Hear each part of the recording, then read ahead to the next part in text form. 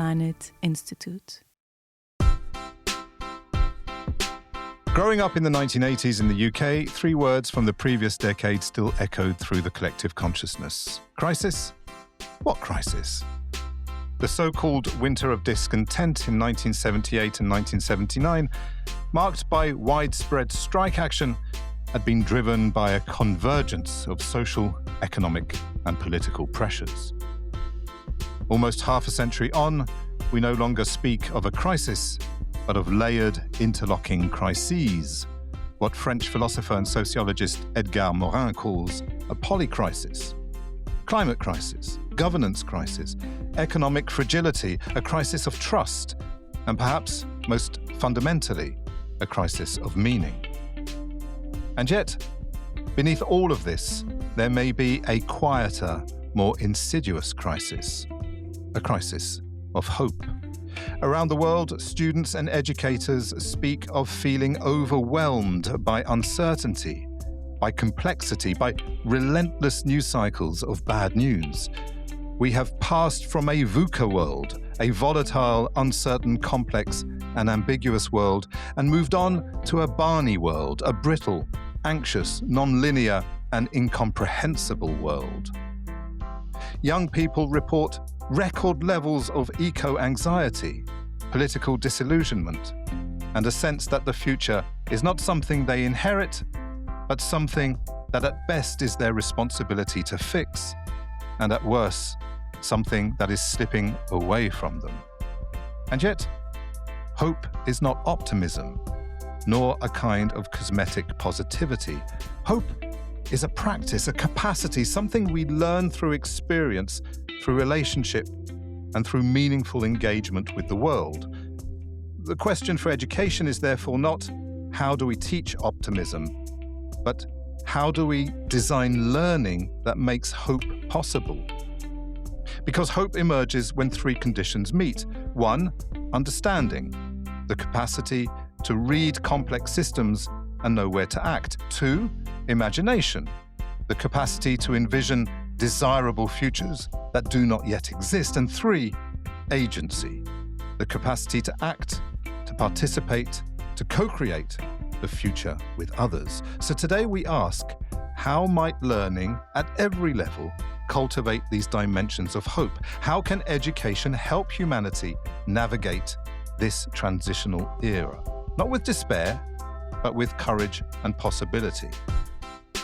Welcome to REACT, Reimagining Education in the Age of Crises and Transitions, a podcast from the Learning Planet Institute. I'm Raphael Costambeys-Kempczynski. In this episode, Reimagining Learning for Hope, we explore how learning can reconstruct our sense of possibility in a time of disruption. My guests today bring three interlocking perspectives on hope. Serena Coetzee is from UNU Flores, an institute of the United Nations University. Serena, you are a geospatial data scientist. I'm going to have to ask for more precision on what a geospatial data, I should say, scientist does, and systems thinker working on the resource nexus, the interconnected and interdependent environmental resources. You can feel my emotion here coming through my voice, such as water, energy, food, waste, and soil. Your work reveals that hope emerges not from simplification, but from understanding complexity well enough to act with intelligence. Serena, in a world where system failures seem to cascade into one another, what does hope look like from a systems perspective for you? Thank you, Raphael. So from a systems perspective, the world consists of interconnected parts, like you already heard, and we try to understand the world by studying it holistically. So we aim to understand the system and its overall functioning by focusing on the relationships and the interactions between the parts. And taking our topic of today as an example, the education system consists of curricula, universities, lecturers, students, legislations, all kinds of different parts. And all these parts are connected to each other. They influence each other. They depend on each other. And together, these interdependent parts achieve the overall purpose of the system. namely to educate the students. But even though education systems in different countries may consist of the same parts, or even over time may consist of the same parts, these parts interconnect and influence each other in very different ways. And as you can imagine, the system is constantly evolving and changing because one part can always influence another part, leading to a change in functioning or behavior of the system. A very simple example of an evolving education system is what we see today. Students have access to a plethora of information sources on the internet. This has influenced curricula so that learning methods had to change from memorizing information to finding information. And now that we have powerful searching tools driven by AI, learning methods must change again to teach students how to evaluate and assess this information and what they can do with this information. And as a result of these changes, teachers must be retrained. Assessment methods must change. The governance of education changes along with that. And thus the whole education system changes and evolves. So from this perspective, there's hope because the system is not rigid. And secondly, when systems are under pressure, or like we see in this polycrisis situation, a system then evolves or changes often into something different or something new. It seldomly collapses. So it may turn out to be something stronger, different, better than before. So therefore, these many crises affect the education system and education generally. And all of this is a concern. Yes, that's true. But this also holds the promise of something new and different to come. And that's where I see the hope. And I think it is our responsibility, or everybody's responsibility, to engage and make sure that the future education system or any other system that we are talking about is better and stronger than what it was before. So we all have, if we're part of the system, can influence it in a certain direction. And I think that can give us hope. Thank you very much. I like this idea of the promise of something new. Just to come back to your original research field as a geospatial data scientist, did that inform the way you look at learning programs today and the way you understand how different systems interconnect? So my background is actually in computer science. So in computer science, you often have to design systems and you have to make sure that these different components talk to each other and work with each other. Over time, over the last 30 years, these systems have become so complex they are now more like organisms. If you think Mm. about the internet, if you take one node out of the internet, then also it rebuilds itself.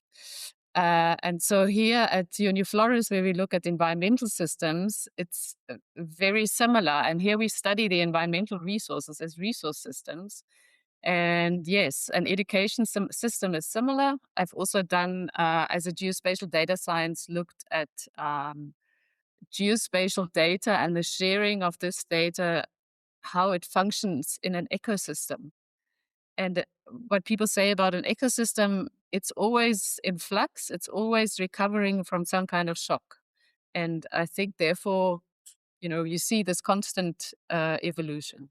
If we start talking about computer systems operating like living organisms, in a world today where we're talking about the potential rise of artificial general intelligence, that's a whole different conversation. I don't know if we're going to have time to talk about artificial intelligence, but I'm sure at some point it will pop its Mhm. head up in the conversation. Thank you very much, Serena. We are also joined by Pavel LUKSHA, an education futurist, founder of Global Education Futures and U for Earth, a thinker of civilizational transition and the co-author of the Manifesto for the Planetary Mission of the University. Welcome, Pavel. You invite us to see hope as a collective design challenge, a future we must imagine and prototype together. And you often speak of hope as a regenerative force, a futures practice. And I know you work a lot on foresight, so I'm insisting on this notion of futures practice. How must learning change if it is to help us dream differently? If it's, to use the words of Serena, to offer us this promise of something new? And how, and I suppose for whom, do we build differently? Thank you very much, Raphael, and thank you for creating the space to discuss this very important question of our times. Because I indeed envisage hope as an bridge building effort. So we are currently the polycrisis to me is not a challenge per se. To me, it's a symptom of societies in transition. It's a symptom of old systems breaking down, becoming irrelevant, becoming inefficient, and sort of becoming evolutionary blind alleys. If we think about extractive models of economy, if we think about, let's say, structural violence built into our institutions, that can hold for some time. But we know that it's increasingly unsustainable, and we know that we need to discover pathways into the future. In that context, we need to start rethinking education, because for centuries, education was seen as a way to reproduce society. It's a way to transit knowledge from generation to generation, sort of transferring established truth from those who hold them into like the minds of next generation of leaders, scholars, practitioners. But now we are a society in transition. We are in society in transition to where? Like that's the open question. We still need to discover what is this new mode of operation.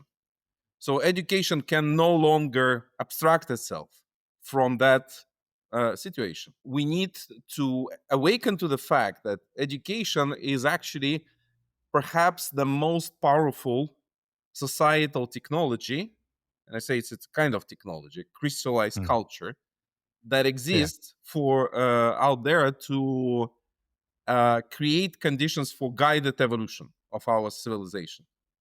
So if we take that perspective on education, we realize it's not a taker of the agenda of transition, it's a maker in many regards. It's a space where that these new pathways can be discovered. So to me, hope becomes an active part of learning that has to go across layers of educational systems, in particular higher education. But I don't think it should limit itself only to higher education. I think we need, first of all, to think that how we can create conditions for empowering younger people from childhood, early childhood education to school education and into adult lifelong learning spaces. So we need to think how education can create conditions for human empowerment and, most importantly, future sense making, where together we can learn what are these possibilities, what are these avenues of transition that we need to begin creating. I think intergenerational learning has to be a great part of this process. We need to start learning together in these spaces, and we actually need to start seeing education as the space where imagination connects with action. So for a very long period in human history, imagination was mostly disconnected, was left in the realm of intellectual and creative ideas sharing, whereas making was like a separate domain. But in the process of transition, it is imagination, it is dreaming that actually brings the transition. The transition begins in the imagining of possibility of different futures, of different conditions. Like, for example, in our work with Learning Planet Institute, we're working on this project called Peaceful Futures, which puts a bold question. Can we create a society which is based on the principles of peace and not conflict? I mean, conflict will be there, but violent conflict, destructive conflict. Because if we project into the future the exponential growth of lethality of weapons and tools of massive destructions, if we project into the future the amplifying risks of all kinds that polycrisis is manifesting, we will see that we are perhaps we have very short lifespan ahead of us as civilization if we carry on with the paradigm of social relationships, including international relationship, that currently dominates. That can no longer hold. I mean, sooner or later this will break. So we need to start actively evolving. That's where active hope, radical hope comes in. A radical hope to me is actually a hope no matter what, is recognition that you can start practicing a different future and can begin in what I can call pockets of coherence following the complexity science. So begin in relatively small spaces. This is where education, in particular higher education, can create those pockets in forms of laboratories, societal laboratories. I sometimes call them protopia labs, using the idea of protopias, desirable but achievable futures, contracting it with dystopias or utopias. So can we create most of educational institutions also as protopia labs, where we practice some forms of desirable social relationships, relationships with nature, relationships with ourselves? I think we can. That's to me the objective. Thank you very much, Pavel. I like this idea that hope does not reside in trying to make sense of the past, but it resides in creating a future that makes sense. I like this notion very much. Thank you very much, Pavel, for that. Now, third member of this episode's panel is Elizaveta Zanozina, a new generation education researcher and instructional designer, working at the intersection of learning experience and transformative pedagogy. Welcome, Elizaveta. Your work reminds us that hope is also personal, a sense of belonging and agency that unfolds in the daily lived experience of learners. From your perspective, working closely with students and learning communities, what allows hope to appear in a learning space? And perhaps more crucially, what runs the risk of making it disappear? Thank you very much, Raphael.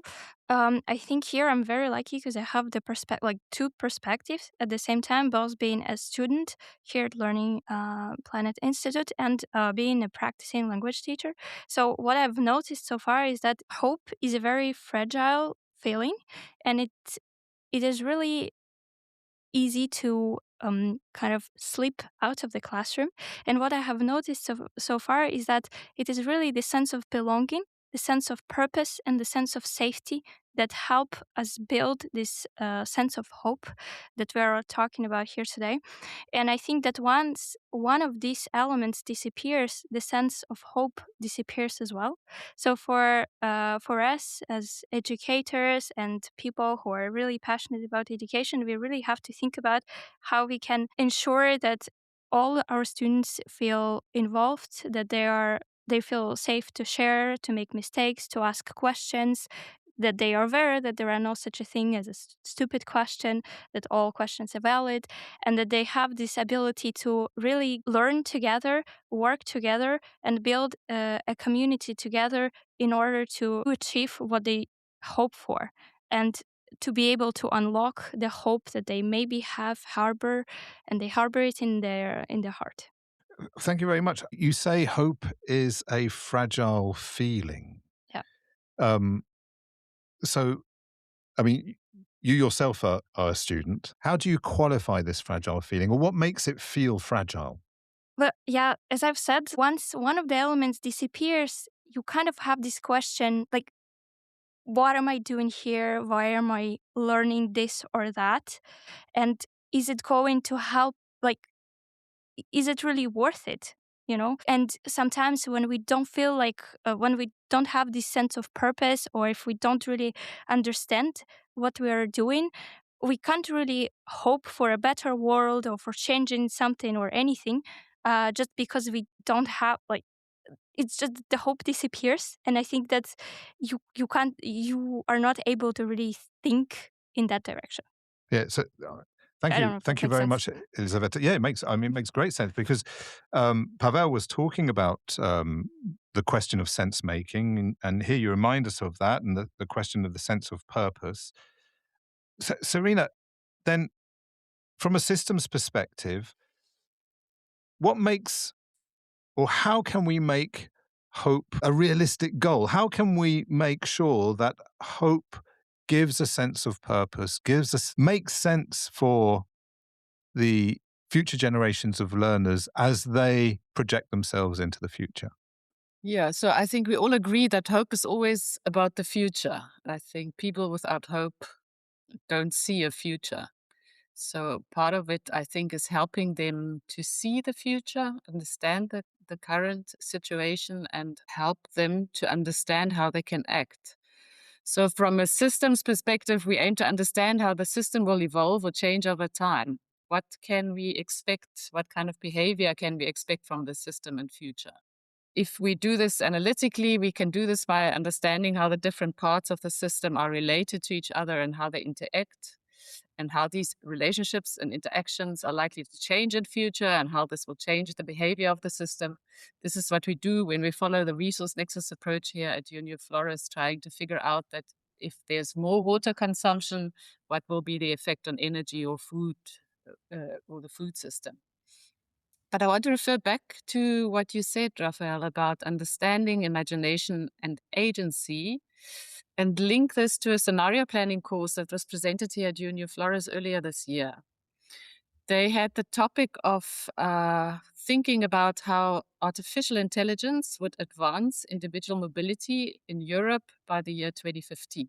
So it's a wide open topic about individual mobility, artificial intelligence, and we don't really know where this is going. And I think what makes hope fragile sometimes is also the uncertainty about the future.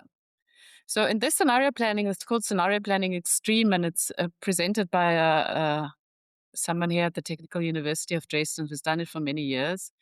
In the first step, the doctoral candidates had to understand, so there's the understanding element of current trends in mobility and artificial intelligence and how these could influence individual mobility in future. So it starts with the understanding. Then they had to imagine 4 different futures.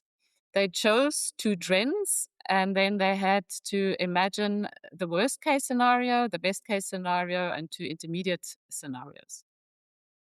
And then they developed a plan of action for each one of these scenarios. And this plan then puts them in control of the future and gives them hope, because they have realistically thought about what there is, where this could go, and they also know how to act if one of these scenarios comes to play. So I think by understanding and analyzing and then also imagining, you create a more realistic hope, and you are ready for something when it then happens in the future. Thank you, Serena. I'm going to bring Pavel in here on the back of what you've just said, because I was thinking Pavel has worked on the notion of the sort of the perfect storm in across the planet and in higher education itself. And I was thinking there about the nexus approach that you have at UNU Flores, and then about the what you've just described here. And I was trying to think, what's the opposite of the perfect storm in this particular instance? Whether it's a sort of perfect oasis or something along those lines. Is that if hope is about the future, what sort of hopeful future are we trying to build? Because I also imagine, of course, that there are that hope is not necessarily shared in the same way across the planet, and that some people hope for different things and not always sort of the positive things that other people are hoping for. So Pavel, because you've described our moment in time as this perfect storm, a convergence of crises that demand to some extent some form of civilizational transformation, where does hope sit in that storm? Bearing in mind again that, we're not all necessarily hoping for the same thing. So is hope a resource? Is it a design principle in learning? Is it something that we have to relearn? Is it something that we've forgotten? Do we need to regenerate it? I don't know if you can, how does it fit, so hope, in that perfect storm that you describe?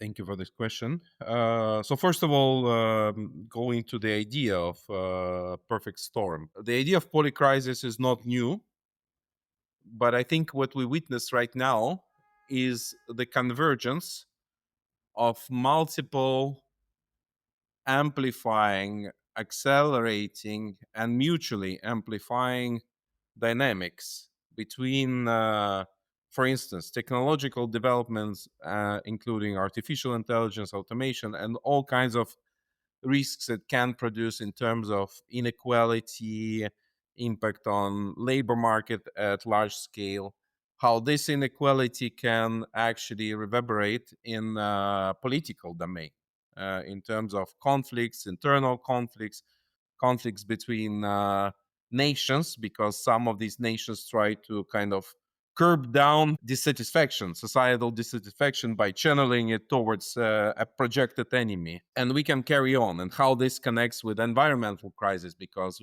there is a clear and well-established causal link between growing inequality and overuse of natural resources, or disruption of natural ecosystems, or ecocide if it comes to military conflicts that happen in specific territories. So seeing this, let's say, nexus of like a yarn ball of interconnected problems, what I think the common and very understandable feeling that people receive through it is, on one hand, confusion, an attempt to self-dissociate and numb down, just to kind of calm down. So some people, one clear symptom to me of what is happening is the surge in levels of mental health issues, especially in younger generation, and a sense of burnout and depression, and the level of use of psychoactive pharma to curb down this problem. All of these are symptoms of human condition, where people see that they can no longer carry with the existing model of society, but they don't know where to go. So depression kicks in as a response to lack of understanding of what can be done about the current situation.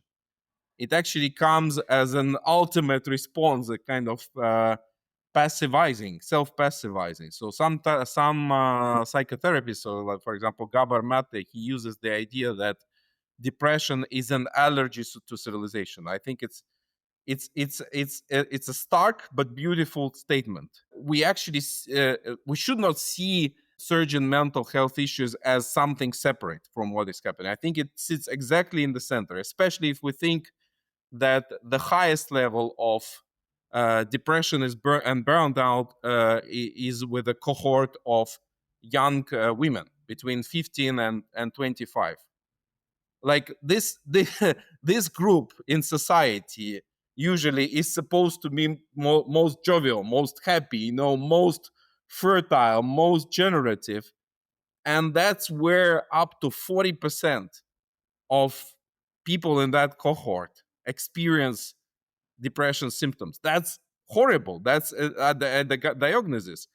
Now, that's to me what we experience as Polika. But to me, hope comes at multiple levels. To exactly to this. First of all, hope is an individual capacity. It's an individual resource. It's a hope that my personal life makes sense and my future will be inspirational. This is what we need to regenerate, truly.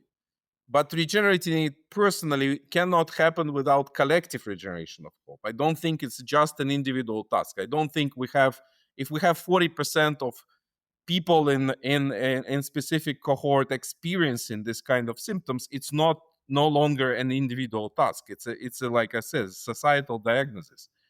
So then it has to become a design principle. Then it has to become a relational principle, especially in education. But I think we need to move beyond and see how education, universities, and school connect with society. And I'm deeply inspired by the manifesto that John Dewey wrote more than 100 years ago. The idea that schools need to open up to societies, connect with societies, become centers of regeneration of societies. In that regard, also, you spoke about the past, Raphael, the topic that we can derive some of the hope from the past. I think we can, looking at some heroes of the past, looking at some transitions of the past, and saying, yes, in human history, people were experiencing maybe not exactly the same, but similar situations and managed to live through. Let's get inspired by them. But we also need to actively generate hope collectively and see it as a resource in healing ourselves. And I think without healing, we cannot create a more hopeful future. We can only create more darker futures, let's say. But to me, futures is not just imagination. To me, it's a possibility in making. And that's where I think the hope creates that bridge. It creates the bridge between vital resources within and between ourselves and action that we can bring. That action starts to make sense. That we no longer see it as just a delusion or whatever. It becomes an active hope, hope in making. I have to turn to you, Elizaveta, at this point, because Pavel mentioned sources of inspiration for hope in the past. So let's talk about sources of inspiration for hope in the present. Pavel spoke about self-dissociation, spoke about numbing down, and the rise of mental health issues in younger generations. Do you see hope in the classroom today? Do you see hope amongst your peers? Do you see hope amongst your social groups? Yes, fortunately, I do.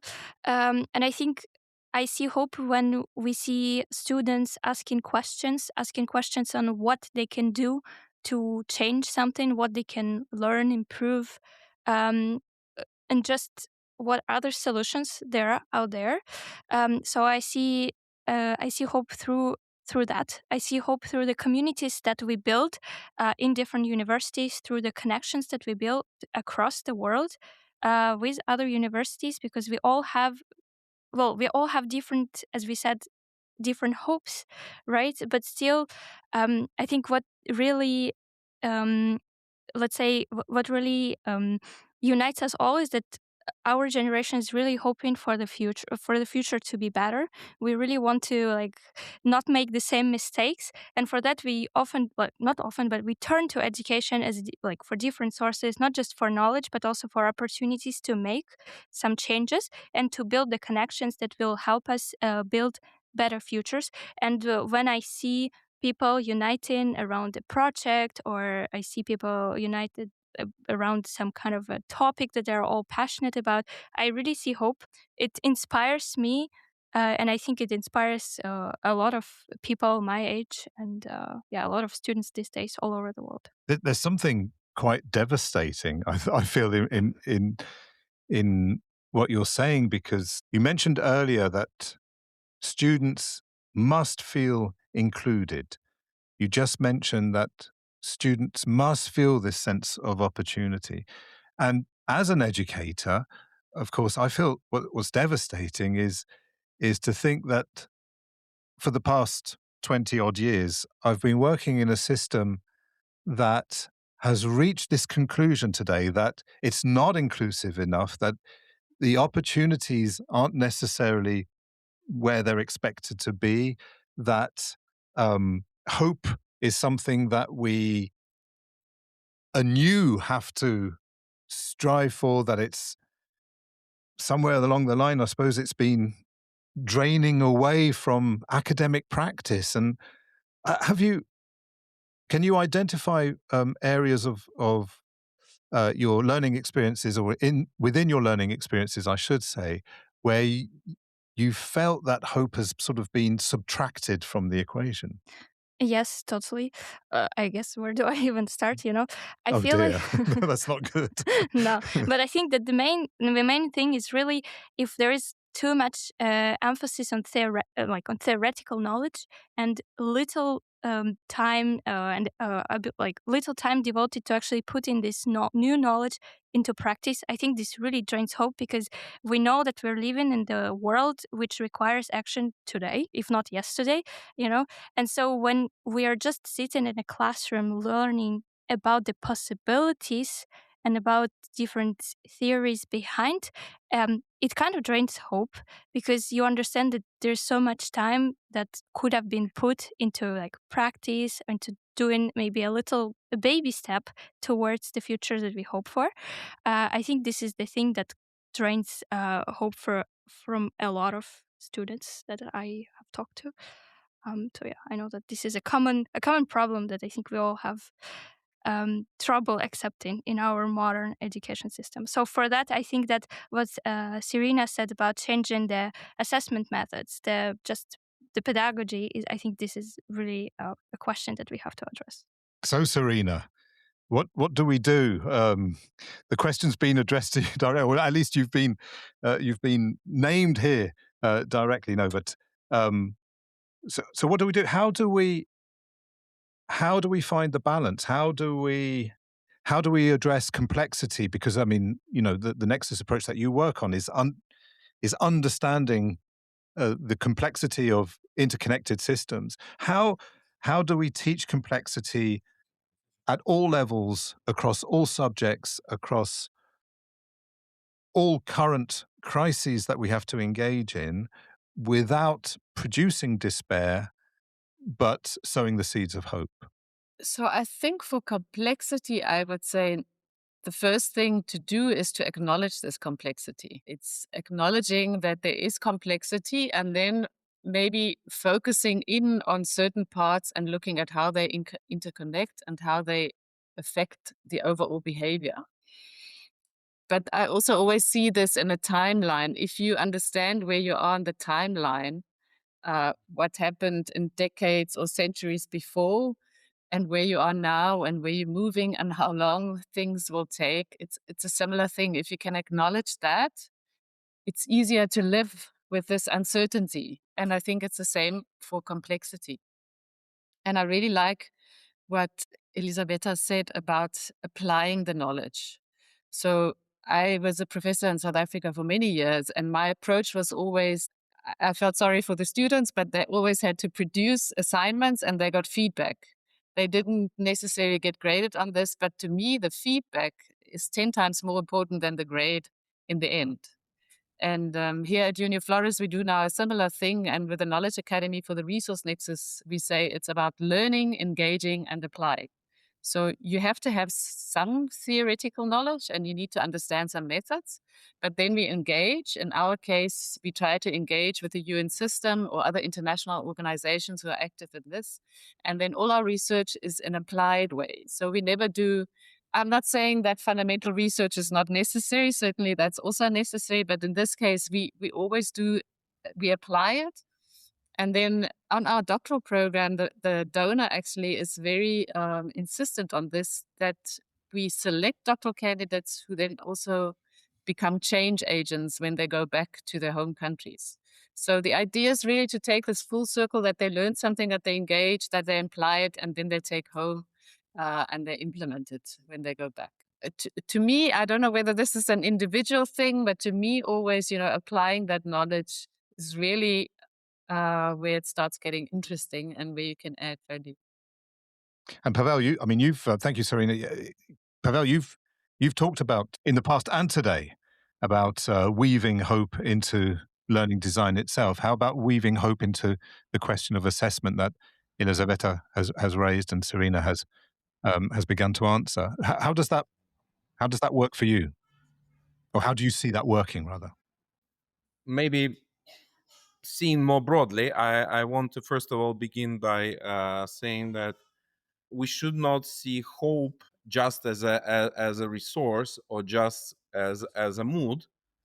As a matter of fact, it was shown by Martin Seligman already 50 years ago that hope is a kind of competence, and that actually we can create conditions which pacifies living organisms. Like he was researching dogs in his experiments, but it's very easily transferable to humans, that if you create conditions where living beings realize they're not able to do anything, they actually curb down their proactive behavior. They stop hoping for any positive change. But also, if we create conditions where they learn how to seek this proactive behavior, how to begin discovering, they keep, let's say, being energized, being discovery oriented, opportunity oriented. So taken from this idea, we need to see hope also as a fundamental human competence that can be learned, can be perfected, and in that regard can be not just active hope as something delusional, as something that sort of disconnects us from reality, but really hope that also channels our energy in let's say more appropriate directions.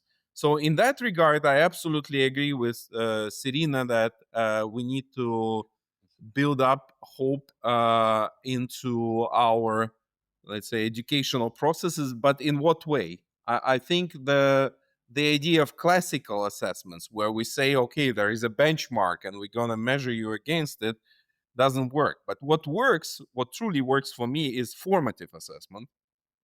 That's where feedback that you were speaking about comes into play. And if we see education as a space where people are empowered, where they can mobilize their hope and put it into, let's say, better applications to transform their lives and lives of others, where we can see learning spaces as spaces where relational hope comes in, where we collectively inspire each other, empower each other, support each other, including, let's say, older generations of more experienced professionals, scholars, and so on, coming in and say, yes, we've been through similar challenges, and this is what you can do. So this kind of mentorship, this kind of support, to me, is more crucial than standard, let's say, assessment that validates whether you fit or not. It's not about being fit for somebody's template. It's about ability to act, to build up inner resilience, to move ahead no matter what, to seek new opportunities, to connect with others, even though you might at times be discouraged, and you might at times face traumas of other people that can push you back, and all kinds of things can happen.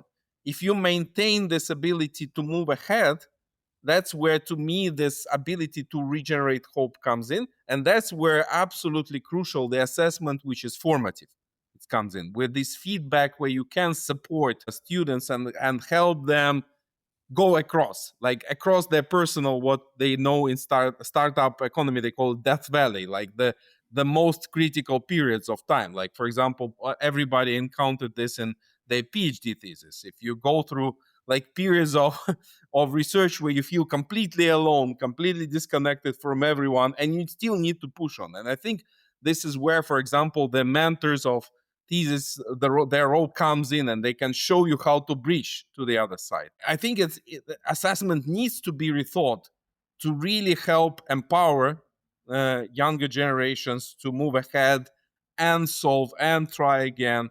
And that's what we need, not to discourage, but to empower. Thank you, Pavel. And I think to conclude this conversation, I think I'm going to repeat the notion that hope is a competency that can be acquired. Now, just before we close, I'm going to ask you the question we ask every guest in this series. If you could return to your own student days, and Elizaveta, I know you're still a student, but if you could return to your own student days, Pavel, Serena, or imagine a curriculum not yet invented, what subject would you have loved to study but never had the opportunity to? Maybe I can ask you to answer the question first, Serena. So in my case, I want to say I don't want to go back to my student days, but I've been trying all kinds of things and learning, and I think it's really important to keep on learning. So to just give you an example, I enrolled at university for engineering. I switched to computer science and mathematics. My first job was a software engineer of GIS software. Then I moved into geospatial data and governance, and then I got into human geography and environmental science, where I'm now.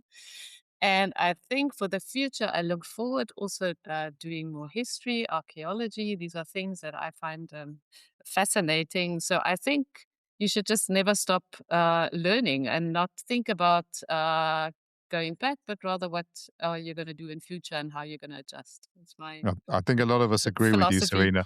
I think a lot of us agree with you. I can see Pavel nodding his head as well. Pavel, can I put the question to you too, please? Yeah. Really like the response of Serena. I would completely agree. I would say my experience with the university, although it was ranked the number one, still is ranked number one in Russia, it was a huge disappointment. Actually, realizing this individualistic manner in which most students are learning this subject orientation. And this is where I want to challenge your question, Raphael, in a very positive way. Please do. To me, like, my response is it's not the question of what kind of subject I want to learn. It's how I learn, what kind of environment I'm learning in.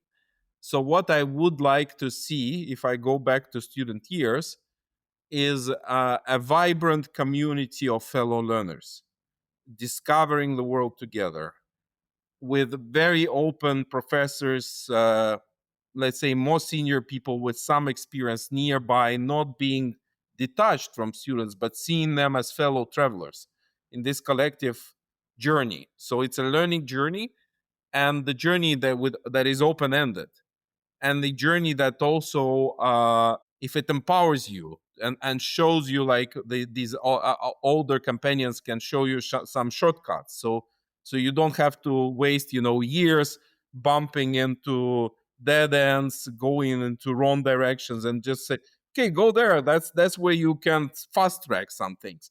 So creating such vibrant learning spaces that are open, that are discovery oriented, and where you can learn plethora of things, and where you can learn with each other, from each other. That's what I think we need. It's more important than the subject. Thank you very much, Pavel. And can I hear Hope and the Future in the background there? Yeah, there's a baby, my youngest daughter. Wonderful sounds. Makes me nostalgic. Wonderful sounds. And I will conclude, Elizaveta, with you, if I may, and put the question to you. Yeah, I don't think I can say it better than Serena and Pavel, to be honest, because I also agree that we have to keep on learning our whole lives, and I really have hope that I will get to do that in the communities that Pavel so beautifully described. So I do have hope, and I do hope that it's gonna, happen for me, for the generations after, and hopefully for all of us. Thank you very much, Elizaveta Zanozina. Thank you again, Pavel LUKSHA, and thank you, Serena Coetzee. You've been listening to React, Reimagining Education in the Age of Crises and Transitions, a podcast from the Learning Planet Institute, recorded as part of the Learning Planet Festival in celebration of International Day of Education. My thanks go to our guests, of course, and to you for listening. I'm Raphael Costambeys-Kempczynski. Thank you for joining us in this continuing experiment in hope. And a special thank you to our production team, Etienne Carlen, Maria Angelica Mejia Caceres, and Edouard Picard, for bringing these conversations to life.